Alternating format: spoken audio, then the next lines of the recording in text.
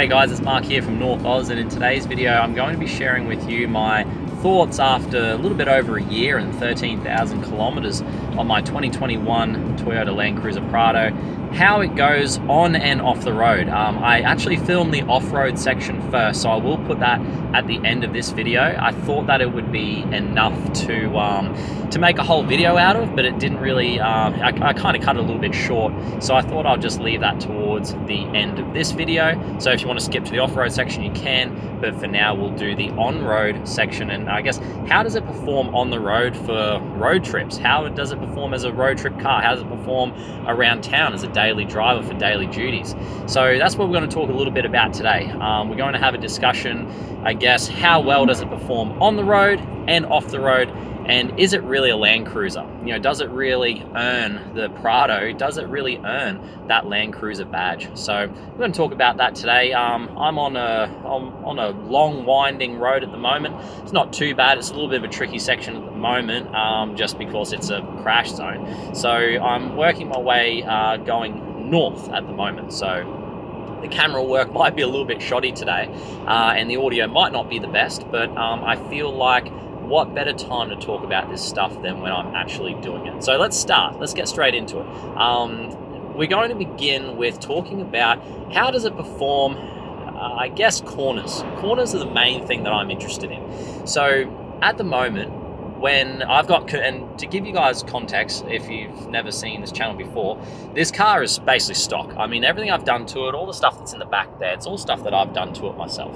So stock suspension, stock wheels, tires, everything. However you buy it from the factory, that's how this car is right now. So it's a very, I guess, very good, I guess, point for I guess, kind of point of comparison, so that you can go out and buy your own Prado and you know that I haven't done anything to this vehicle, and you know that I'm talking about a stock vehicle. So we'll talk about the corners. So when I'm going around the corners, this thing has huge amounts of body roll. Now, I believe that a wider set of tires and wheels, so rims, would actually fix that, because I think that they are inset, and the offset of these wheels are a little bit too high. So that means it sits, the wheel sits a little bit too close to the center line of the body of this vehicle, and I feel like that creates quite a lot of body roll.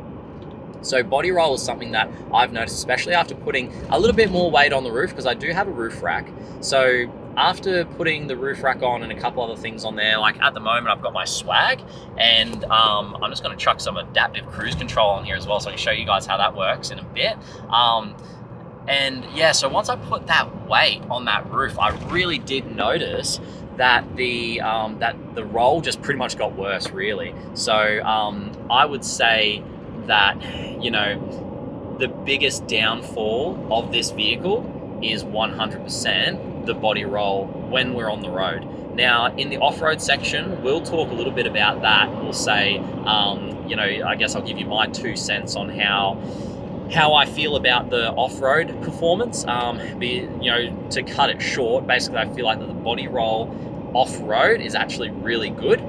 Somehow, I don't know how, but it just is. So I do mention that, and I kind of give you a bit more of a practical demonstration when we're actually going and doing that in the second section of this video. So the first thing is body roll.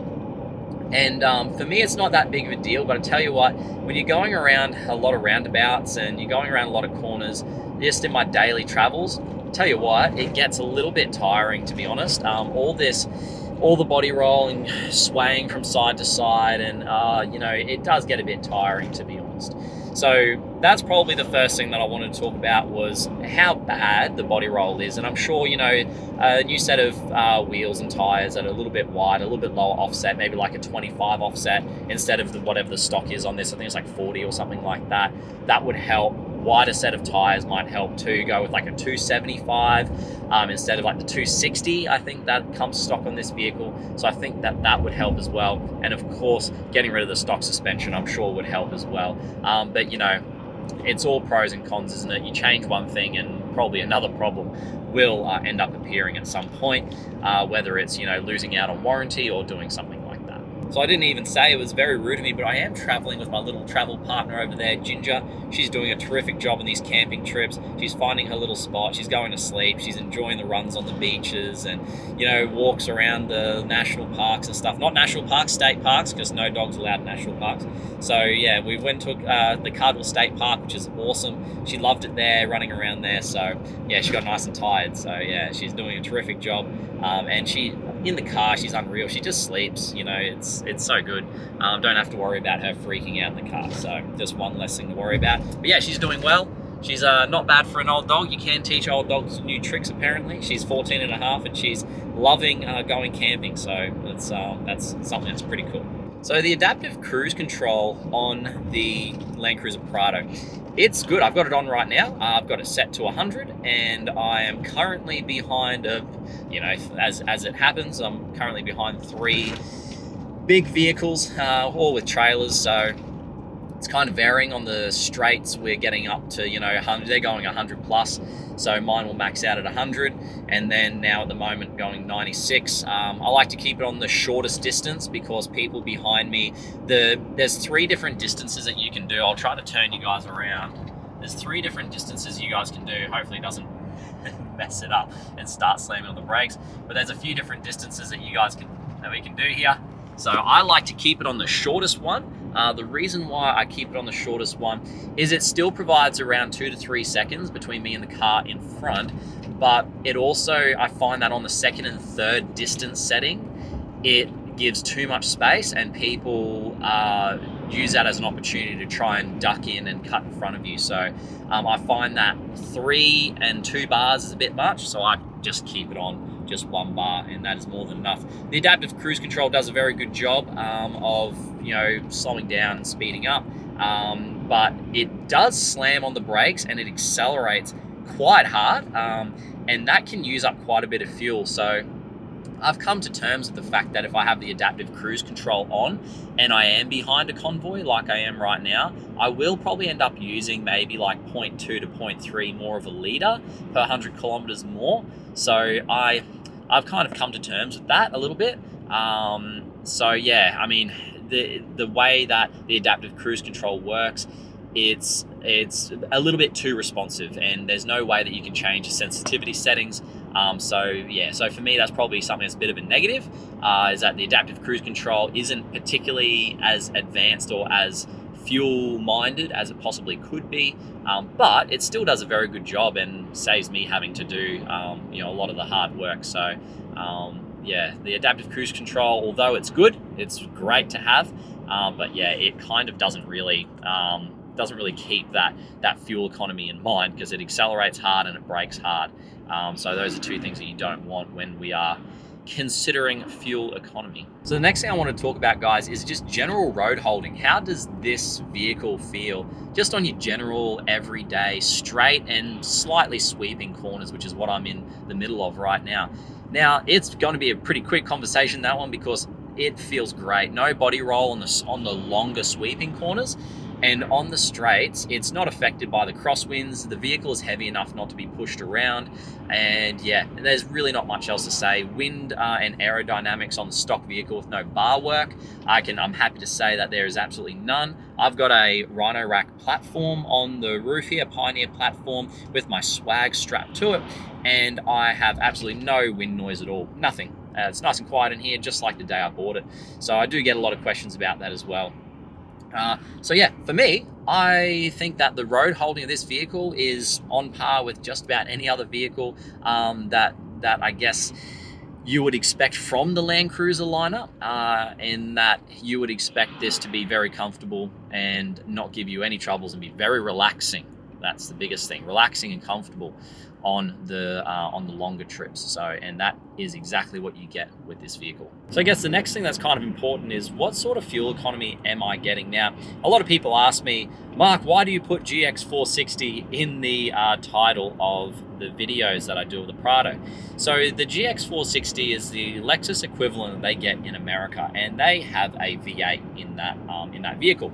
So for us over here in Australia, we have just the 2.8 litre direct injection 4-cylinder. That's all we have, turbo diesel. that's the only option that we get. And I get a lot of comments from our friends over in America, and they love to have a look at the vehicles that we have here, and we have these comments about, and we have these discussions about what's better, and what's what are the differences. So this is kind of a little bit for them as well, but also for those people that just want to know what fuel economy I'm getting. So if I have a quick look now, let me just go up to the fuel section. Okay, so after my start now, so this is like all highway Ks. I'll turn you guys around so you can see. But I've got, at the moment, let's see, make sure that's getting on camera. At the moment, I'm getting around 8.3 litres. It's not the best I've gotten. I have done quite a little bit of stopping and starting just because, I've been behind these, a big convoy. So 8.3 at the moment. I've been going for around, about an hour and a half. I'll probably end up getting, at the end of this trip, probably around 8.5, I would say, 8.7 maybe. For whatever reason, I think it's a little bit more downhill, but going back up north, I always seem to get a little bit better fuel economy. Could be to do with the wind as well. But so coming down, I got around 9, and going back up north, I should get around 8.5. Now, that's fully loaded. That's talking about all the water and food that I would use on a trip. Of course, there's me in here. I've got my swag on the roof as well, and I've got a roof rack as well, which will cause some wind resistance too. Obviously, the swag will have some wind resistance also. That gives you guys a little bit of an idea about how much fuel that this vehicle uses. So kind of interesting. It's not the best on fuel in terms of, if you're comparing it to like a hybrid maybe, but definitely not the worst on fuel either when you're comparing it to, say, the big V8 turbo diesels that you would find in, say, the 79 and 200 series Land Cruisers. So something to keep in mind if you are someone in the market for a Prado, or you're just interested in the fuel economy. 8.3 litres is what I'm getting on this trip. So and that's a pretty average number. If I have a look at my time since my last reset, and that was 85, almost 86 hours now of driving. That is pretty much since I've gotten the vehicle, actually, and that has averaged me 9.3 litres per 100 kilometres. So on average, including city driving, I'm getting around 9.3 litres per 100 kilometres. Just in terms of general just driving around, there's a couple of things I really do like about this Prado. One of the things is the CarPlay. When it's plugged in, it's quite good, although wireless CarPlay would be nice. I'm currently testing out a wireless CarPlay module, but I'm having a little bit of troubles with it. So I'm trying to figure out if that's a me problem or if it's a company problem, but there will be a review coming on that product shortly. The seats, I find, and I have talked about this before, I find that the seats on these vehicles, in these Prados, I find that they are comfortable for short distances, but I feel like that they are quite a bit too firm for my liking, just a little bit too firm. And I'm not sure if that's because I feel like that I do get some fatigue when I'm driving for longer than, say, 1.5 hours. I do feel that. I think that that's because the thigh support isn't high enough. I have talked about that before in the past, like I said. And I feel like the thigh support, there isn't enough of that there. So that does put pressure on different parts of your bottom. And so, it's not as comfortable as it could be. The lumbar support of these seats are quite good. It's electrical lumbar support. So again, I feel like that it does a pretty good job. Probably, I dare say that the lumbar support doesn't really come out enough. I do have back problems, which I do things for, stretch and do all that sort of stuff. But I feel like that the lumbar support doesn't come out enough. I would have liked just maybe like another 3 or 4 more mil of lumbar support. So that's something that I feel like that the electronic lumbar support probably could have come out just a little bit more. But it's still, I can't complain. Again, this is just me nitpicking. But I feel like that they were very close to having a very comfortable seat. A little bit more support in the thighs and a little bit more lumbar support probably would have done wonders for this vehicle. But it is a very comfortable place to be in. I'll also talk about the air conditioning. That's something that not a lot of people talk about. The air conditioning in this vehicle is very, very good. It has air conditioning going all the way to the back.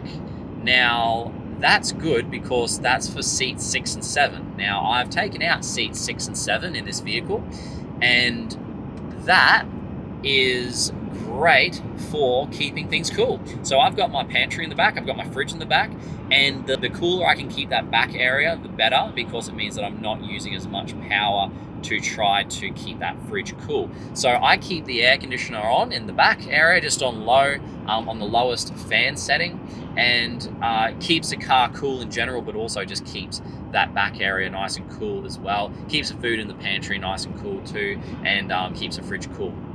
So that's just kind of it in general. Like, one more thing that I will talk about is the sound in this vehicle is very good. Not only the sound deadening is good, but also the speaker system in this vehicle is great. I have gone through vehicles in the past where, I've put in sound systems with subwoofer systems. I've gone through that phase of my life, and I really don't want to do that ever again because they take up space and weight and all that sort of stuff. So having good standard factory equipment is something that I'm really starting to appreciate, and the sound system in this vehicle is great. The bass is awesome. There's enough speakers in here so it doesn't feel like it's coming from a weird spot in the vehicle. And that's the other thing I've had in the past before is vehicles with only 4 speakers, and it feels like that it's the sound's coming from some weird place in the car. So lots of speakers in here. Sounds great. I love my music. I'm always playing my music in my car. So that's just, again, another thing that I appreciate. It does a very good job as well. Might be because this is a white car as well, but it does a good job of keeping the heat out. I've got tinting on here as well and a couple other things, but like the window visors as well, that helps. But just in general, like I'm not like overheating when I'm driving this. I felt like that I would go through huge fluctuations in temperature in my old truck. And that's because it didn't have very good sound deadening and insulation and stuff like that. So yeah, for me, I just wanted to, I guess, talk a little bit about those little creature comforts that not a lot of people really speak about. So that's about all I really wanted to talk about, guys, in regards to the on-road performance and just my experiences on-road. I've been doing a lot of trips. I've done 800 kilometers in the last, I guess, 4 or 5 days, just traveling around. I'm really enjoying just traveling. I'm just enjoying driving this car around. It's just such a pleasure to drive, and all the things that I'm seeing while I'm driving, I'm quickly learning that for me, it's not so much about the actual destination and getting to where I'm going, although I do love to chill when I get to my campsites, but the actual driving of it is what really engages me and really what actually keeps me going, I guess, and wanting to see more places. And yeah, just doing that in the vehicle is just great. I'm really enjoying driving this vehicle, and that's something I wanted to share with you guys while I am actually driving it. So I spoke to you guys as well earlier, just saying that how I did do that off-road section. I did film, that was going to be a separate video, but I thought that I'll just combine it, and I guess I'll put that as part of the off-road section of this video. So I will leave it there, and I will basically flip over to past me, where I'll be talking a little bit about the off-road section. Listen, guys, I really didn't get too much into the nitty-gritty because I was pretty preoccupied by the by the road, and by how technical I guess it was, because there's a lot of there's a couple of little bridge crossings and stuff as well. But in general, if you don't watch the entire section of that video, but I just wanted to say that the off-road performance is great.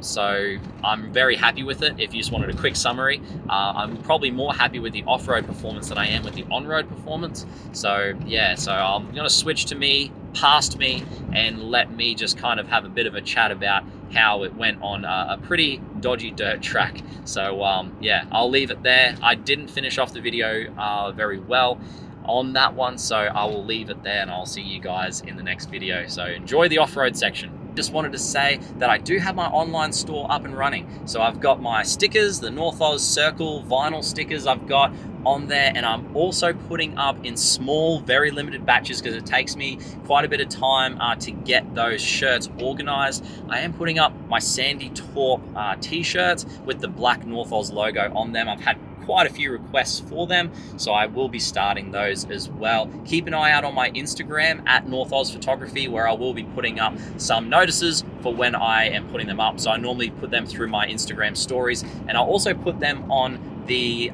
community tab on YouTube as well, so make sure you're subscribed. I'll keep an eye out for your size as well. I'll be doing different sizes at different times just when I can get my hands on that specific color of shirt. They are quite difficult to get my hands on. All right, let's start today's video. G'day guys, it's Mark here from Northoz, and apologies for all of the loud noises and stuff going on. We're on a pretty bumpy trail at the moment. I've got Ginger in the passenger seat, who is a very good boy when it comes to off-roading, so she's just chilling out while we hit some bumpy trails. She's doing a good job. So today guys, what I wanted to talk about was how good is the Prado off-road. And a lot of people, they dismiss the Prados very quickly, and for a variety of reasons, I guess. Stigma attached to the Prado in the past, being kind of a bit more of a soccer mum's car, but I've got to say guys, this thing off-road just continues to impress me. And stock suspension, stock everything at the moment. I've got quite a bit of weight in it at the moment because I'm on my way back from a trip, but I just decided to take this little dirt road, which I'll put some video over. I did manage to get some videos for you guys. So let's get into, I guess, what I wanted to talk about. I'm doing some navigation here while we're doing this. What did I want to talk about today, guys? I wanted to talk about how well does this perform off-road? And is it worthwhile considering this as a high performer off-road? In my opinion, this vehicle is the best I have seen off-road. Out of all the vehicles that I have driven in off-road, I haven't driven in many, I will say that. However, I have looked at and been in a number of utes, and when I compare this to those and the other brands as well, I feel like the Prado, and wagons in general, but I feel like that the Prado is just, it's a brilliant machine off-road. And if you are someone who does a lot of off-roading and you are considering getting a Prado, mate, I can't recommend them highly enough. These things are just unreal. I mean, I've done videos on the stock suspension in the past before, where I've taken down some pretty rough roads and done very similar conversation what we're having right now, but geez guys, I got to tell you that this thing off-road is just my opinions, and got some more projects coming up, so I just wanted to kind of document how well this thing just performs off-road. A lot of the banging and clanging that you're hearing is just my stuff. I've done a DIY setup in the back there. You can kind of see that, and yeah, it rattles around a bit. That's just what you get when you spend just a few $100s instead of $4,000 or $5,000 on a rear setup. And you know what? Like, it does the job. That's the beauty about these wagons, is that it just does what it needs to do, and I can set it out however I want with a bit of a DIY setup. So I guess today's video was, it's a little bit of a rant. It's a little bit of just me driving down this road and saying kind of what's coming to mind. And, we're hitting a lot of pretty dodgy tracks here. I'm not sure if I can get that on camera. There's got lots of kangaroos just hopping out in front of me there. Check out my episode on no bull bars, why I don't have a bull bar as well, which is why I'm not traveling very quickly at the moment. And yeah, guys, I mean, this car just performs so well off-road, and we're hitting some pretty rough tracks. We're coming towards the start of the wet season here, which means that, a lot of the roads haven't really been serviced very well, from what I hear. So we've got a lot of two-wheel drive vehicles that go down these roads, and they create these corrugated roads, which, aren't great. It's like basically lots of bumps, really. So, sometimes when the wet season comes along, they smooth out these roads, ready for the next season. I'm not sure if that's what they do on all the roads, but that's what they do with Tinaroo and places like that. All I wanted to say in today's video, guys, is how well this thing performs off-road. And if you are looking for an off-road machine that can perform your daily duties as well, you can't look past this.